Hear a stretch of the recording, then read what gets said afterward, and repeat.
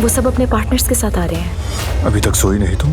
सुबह नाश्ते के लिए देर ना हो जाए शायद इसीलिए पूछ रहा है मुझसे। इससे परवाह ही नहीं। मुझे क्यों साथ लेकर जाना चाहोगे? हो सकता है मेरे पूछने का इंतजार कर रही हो। सुन रही हूँ। सुबह जल्दी उठना है मुझे। लाइट ऑफ करनी है, किताब अगर बाद में पढ़ लो तो।